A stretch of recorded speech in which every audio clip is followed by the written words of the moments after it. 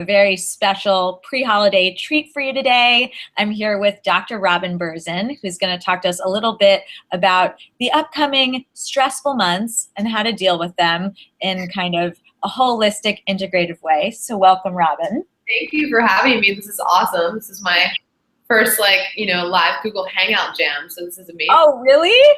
Oh, yeah. So much fun. So much fun. So easy. I love it. I know. It's a virtual party. So tell us a little bit about your background. Robin is just the most badass entrepreneur in addition to being an incredibly talented doctor. She just started her practice. Is it almost your 1-year anniversary of Parsley Health? Yeah, not quite. We're celebrating early, but it's actually not until February. But we're having our first event for our members next week, which hopefully you're coming to. It's a private event for our members. And it's all about having this incredible chef, Seamus Mullen, is giving a talk about his experience with functional medicine. If you don't know him, he's an award-winning chef. He's also a member. And we're just celebrating our members because we're about 9 months in and it's all gone so well. So, yeah. It's really exciting. I remember we had coffee, maybe that was about a year ago. Yeah. And I heard about, all the seeds that were being planted for this amazing business. So you'll probably have to correct me in my summary of Parsley Health, but it's a completely new model for functional medicine. It allows members to kind of enter into this ongoing relationship. They have nutritionists on staff. And then, of course, Robin is an amazing physician that takes into account all these different lifestyle areas.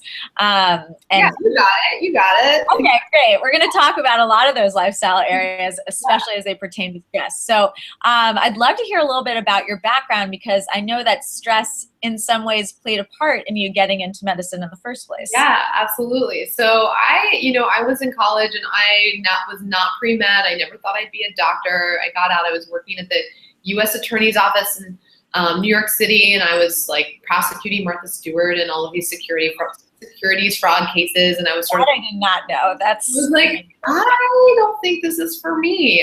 So I started escaping and going to yoga all the time, and that was my kind of gateway drug, I guess you could say, into wellness. And yoga kind of made me realize how much I had a horrible relationship with my body. And I think a lot of us do. We're not really taught about how to have a healthy relationship with our bodies or with stress or with food, and especially as young women. I just cared about how small my jeans were. That was my definition of health, what the weight number on the waistband was. And I was living on coffee and Diet Coke and apples and balance bars, and it was gross.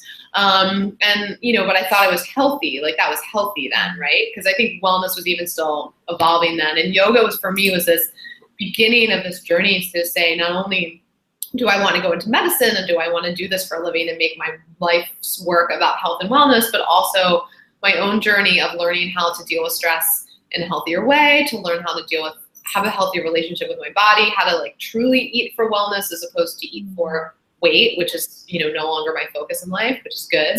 And that, that's a transformation that I think a lot of people have to go through. And so when did you decide you wanted to go to medical school?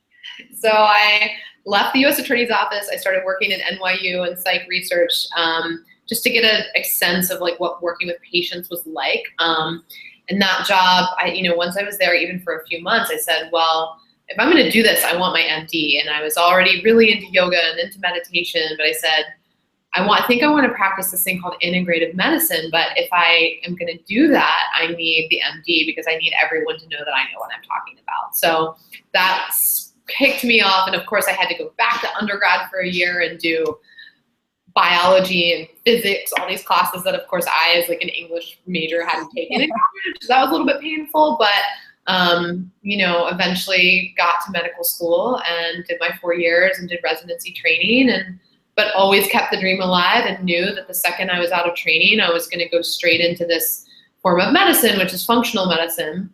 I thought of it as integrative medicine. Functional medicine is actually this growing field, and it's really a more synthesized and evidence-based way of approaching integrative medicine. It's why it's taking off so much. So that's what I practice, and it just means it's super simple. All it means is that we focus on getting to the root cause of problems rather than just masking them with drugs, masking the symptoms with drugs. You don't have high blood pressure because you're deficient in a high blood pressure medication, right? You have high blood pressure for all these other reasons. So let's treat those. And we use natural options wherever we can: diet, lifestyle changes, stress reduction, supplements sometimes.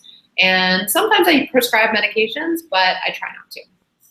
That's awesome. Well, I mean, I can't believe that you had this dream. I can't even quantify how many years ago, but it's truly amazing. It's a long journey, and to see it happening for you right now, it's really it's like literally we started at the bottom and now we're here.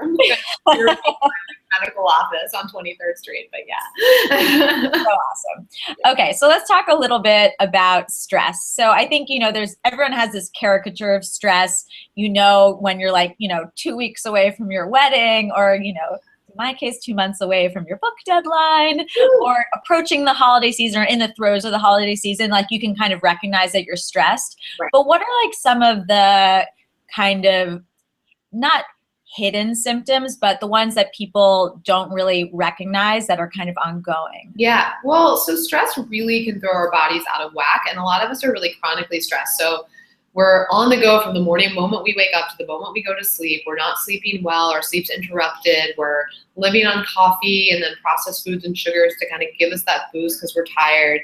And when we're in that constant rinse and repeat cycle of coffee to wine to coffee to wine, like a lot of people are living, right? We really do a number on our hormonal system, and we tax our adrenals, and we're constantly spitting out cortisol, which is a hormone we need. But over time, that cortisol always being there increases our blood sugar, which increases weight gain, especially abdominal weight gain. And it also decreases the ability of our immune system to operate the right way, and then we get sick. So this constant living in stress, and you may feel like, I deal with stress pretty well, but what a lot of people don't realize is that they're kind of living in that fight or flight mode all the time. So they're running on endorphins, and they're running on catecholamines, which are a hormone or a neurotransmitter that your adrenals also make, that just kind of gets you wired and ready to go. But what happens is over time that leads to these imbalances, and then you're getting sick a lot, you're gaining weight, you don't know why. It makes PMS a lot worse because our hormones are all interconnected. So when we're chronically stressed, we imbalance our estrogens and progesterones as well, and that can lead to things like even infertility and certainly PMS and problematic periods. So there's so much downstream of stress. And the thing that I see is that everyone sort of accepts that living in this mode all the time, and then adding on to that the wedding or the holidays or what have you is normal. And then when we get there over time, we really deplete ourselves. And then people have these underlying conditions going on, and they're like, oh, but I'm not that stressed. But if they look at how they're really living their lives, their body chemically and hormonally is always stressed. And that's where I see the biggest problems happening. Yeah. So people talk about obviously meditation and also exercise as like great de-stressors. But you do a lot of work obviously with food and diet. So how does food play into all of this, and either stressing or de-stressing the body? That's a great question. So food is ultimately medicine or poison, right? Any food can be good for you in some ways, and it can be bad for you in other ways if used in the right or wrong context. So a lot of people are eating in ways all the time that might be kind of making them be able to get through the day, that sugar that gives you the boost, that bar because you're on the fly and you just can't eat anything else, or skipping breakfast because you're too busy. But all of those things are ultimately kind of making it worse and undermining the problem, either because sugar and processed foods that have a lot of chemicals in them and preservatives are creating inflammation in the body, which then leads to fatigue and brain fog and difficulty sleeping and sometimes skin problems and hormone issues. So some of those foods that we're using to try to deal with the stress are actually stressing out our bodies even more. And then skipping meals is really stressing out the body, or eating something that's purely carbohydrate based for breakfast. So a lot of my patients, especially women, they tend to be like, I don't like to eat breakfast. I just don't like it. And I'm like, okay, that's fine. Or I just eat like a fruit cup and a coffee. And I'm like, okay, so your coffee has bumped your cortisol, increased your blood sugar, and then you're putting fruit, which is basically pure unopposed sugar, into your system, which is spiking your insulin. And you're just leading to fat storage and hunger and crashes later. And then you're going to eat not well for the rest of the day. So getting people to I have a protein shake, one of ours from Parsley every morning, but getting protein every single morning increases your metabolism, steadies your blood sugar, is gonna have you burn more calories throughout the day if that's what you're interested in, and also just keep you more steady and focused. And so just for some of us, we're eating in these ways that are stressing our bodies out, but we've kind of become habituated to them, and we've decided like, that's our thing, I don't eat breakfast. And it's like, well, why is that your thing? Like, what's happening there? And what if you tried, just as an experiment, eating in a different way for a little while? You might feel differently and you might really be surprised. It's not going to hurt you, and it could be game changing.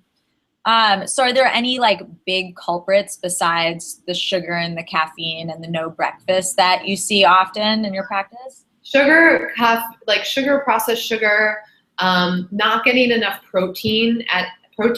Our eating philosophy at Parsley is called plant-based paleo. That could be 100% plant-based if you're a vegan, that's fine. Or it could be more on the conventional paleo as we think of it, which is eating more animal protein, that's fine too. But wherever you fall in those categories, making sure that you're getting greens, which are your phytonutrients, protein, which is balancing your blood sugar and giving you energy, and healthy fats, which are the building blocks of your cells and your nervous systems, and every single meal is the most important thing.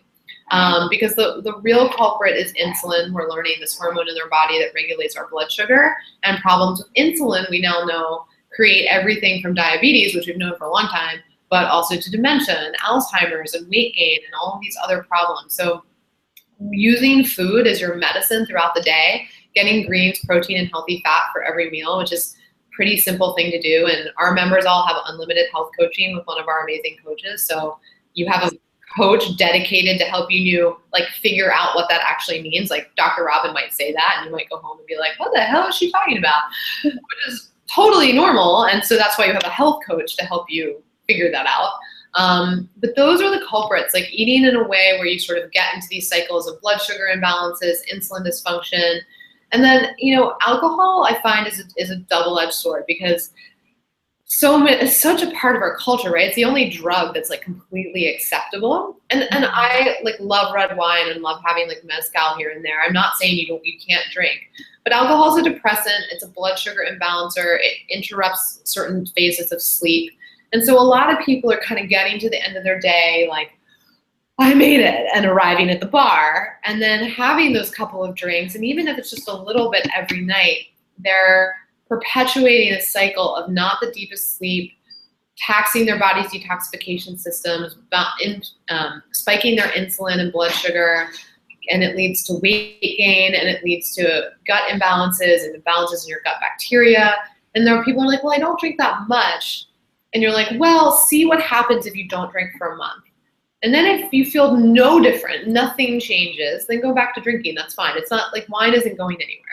I feel like sometimes people are really afraid to change something for a little bit because it feels like this big thing, like it's forever. And I'm always like, it's not forever. It's just for now. Gluten's not going anywhere. Dairy's not going anywhere. Wine, gonna be right outside, probably in 3 weeks. I don't think it's like going out of style, especially in the holidays.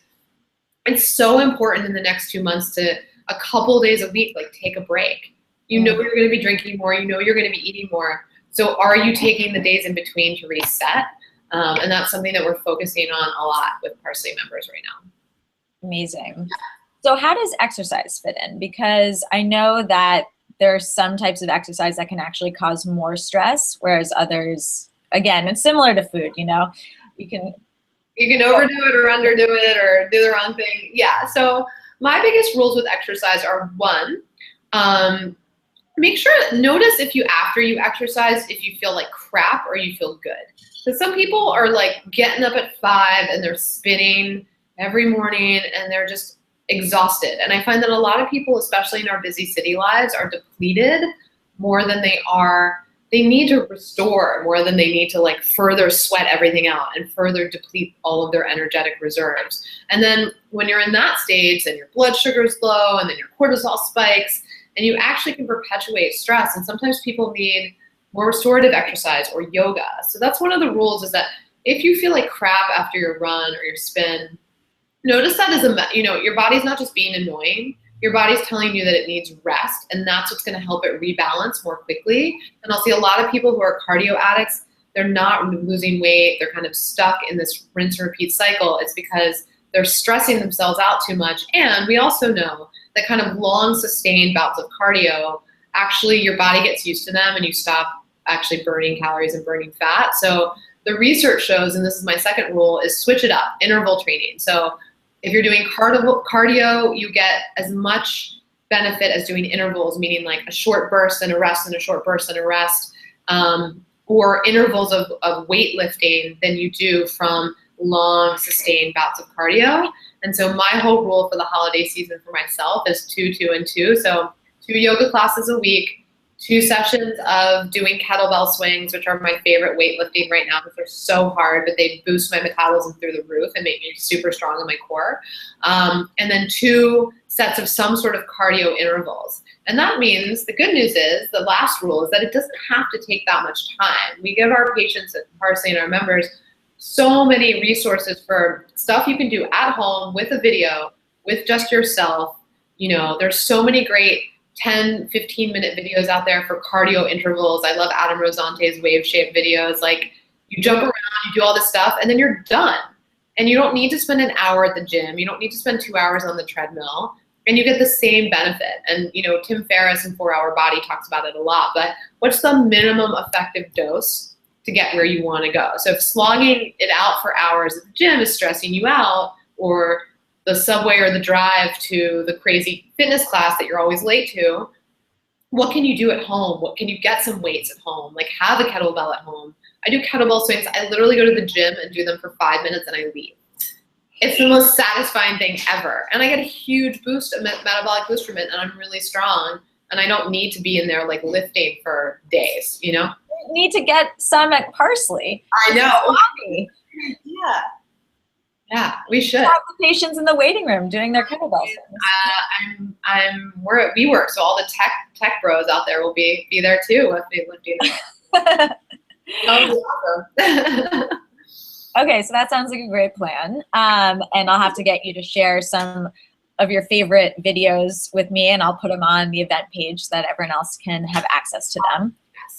So do you have patients who, you know, think they're doing really well and probably are doing really well on the eating and the exercise front, but still have a lot of anxiety?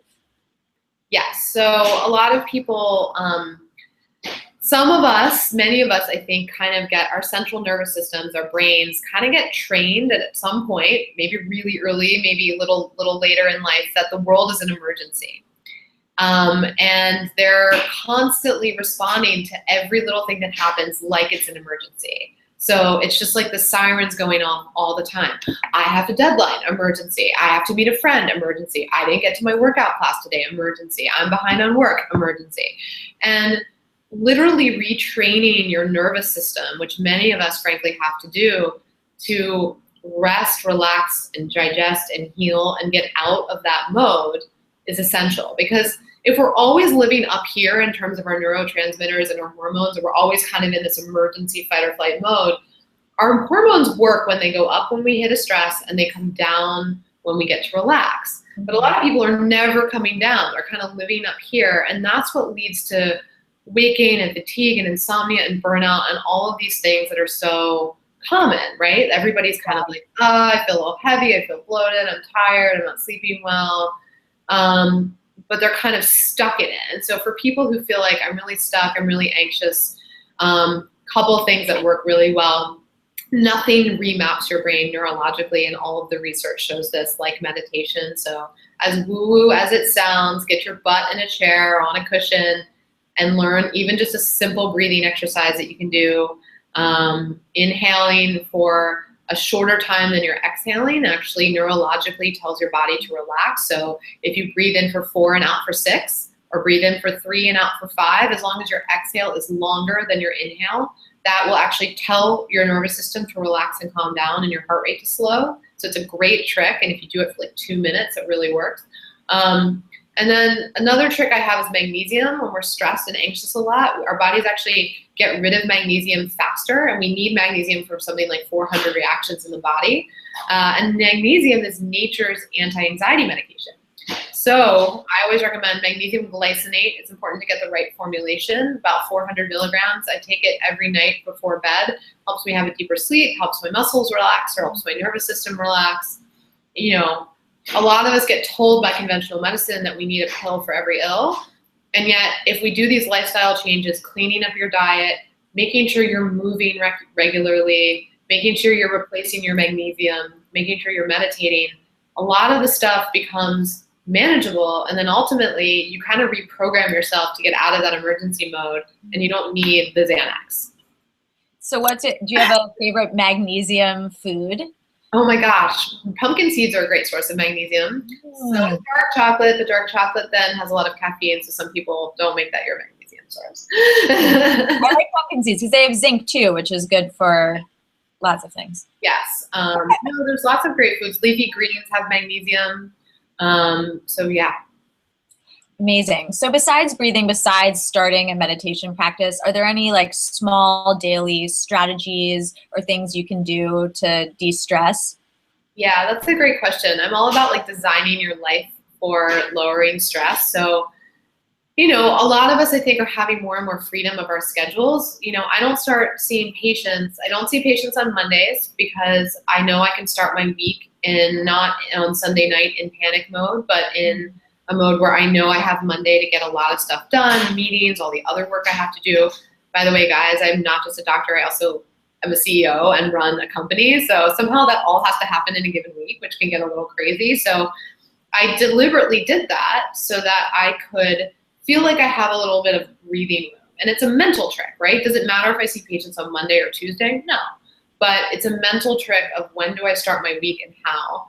And then I've actually shifted my schedule to start a little bit later on certain days. If you're spending every morning like running to get somewhere, how do you start your day? You feel like a mess, right?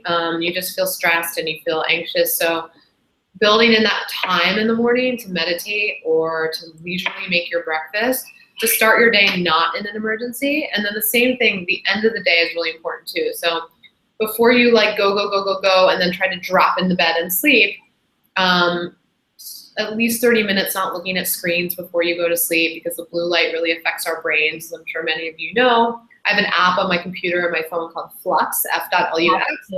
Yeah, it filters out the blue light, so it doesn't affect you as much. But also just like doing some sort of meditation or breathing or relaxation or taking an Epsom salt bath or something at the end of the day so that you process everything that comes through. And another one that I love that somebody actually just taught me, who was it? Oh gosh, I can't remember, but I'll think of it in a second. But it's at night, writing down in your phone or wherever you write things down. And for me, it's like I have 80,000 notes on my phone because I write everything. Oh my God, me too. In the world, but writing down my list of to-dos for the next day, or at least the morning, because it's like a brain dump and getting them out of my head. And so going in bed, like, I gotta remember to write that guy, and I gotta remember to, get back to that person. I just write it all down, and then it's like, oh, it's there. Now I can like let go of that. And we live in this hyper-connected modern lifestyle, and I think the other thing I try to help people remember is that your mother's strategies don't work for you because they lived in a different time. And so the way that we're living today is unprecedented. The iPhone came out in 2007. That is only 8 years ago. That's actually really crazy. Think about how drastically our lives have changed since the iPhone came out. So everything that our parents taught us or our doctors taught us before, we need medicine for a new generation. We're living in an information-saturated, hyper-connected, on-the-go life that literally no one has ever lived in before, and we've only been doing it for about 5 years ubiquitously. So what does that mean for us? Well, we need new strategies for how we live our lives so that we can thrive and be successful and be CEOs and be moms and be girlfriends and be boyfriends, all of that stuff.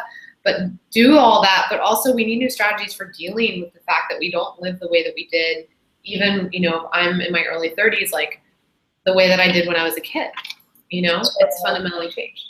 So do you think, I know you're running in a second, but in terms of the morning routine, do you think it's worth cutting back on your sleep slightly to make room for that?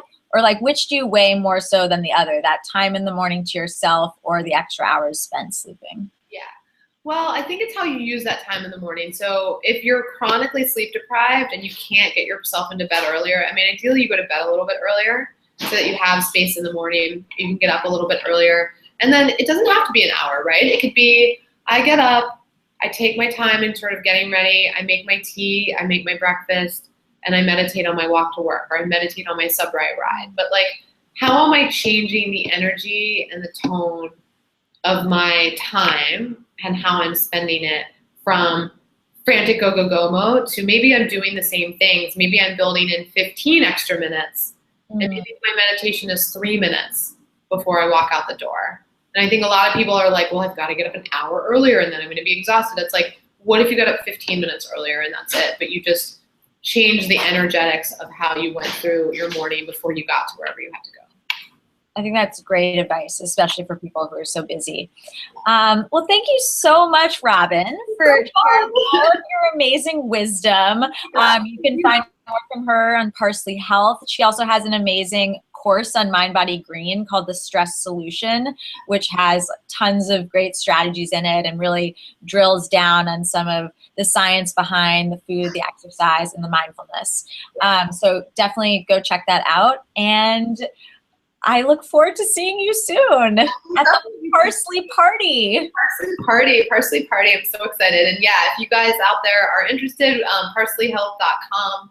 And we have medical healing program where you work with our brilliant health coaches for 3 months on, everyone's like, do an elimination diet, but it's really hard to actually do. So you actually work with our coaches to do a personalized elimination diet, a detox, and then to get to the foods that are right for you and your body. And we have a 7-day detox program that's super fun if you're like me and you just want the quick and dirty. I'm doing it right now. Do it during the season. It's such a great way, like, to take a week in between Thanksgiving and Christmas. Like right after Thanksgiving, do your 7-day detox. We send you the shakes and supplements and everything you need. And that's like, okay, now I'm going back in. Because remember, it's taking those breaks between the mayhem so that it doesn't all accumulate. Love that. Yeah. All right. Well, thanks so much. I'm sure I'm going to be needing that 7-day detox maybe between those 2 weeks and after my manuscripts too. And yeah, whatever. It's cool. All right. I will see you soon. Thank you for so much. Bye. Bye, everyone. Bye, everybody. Thank you.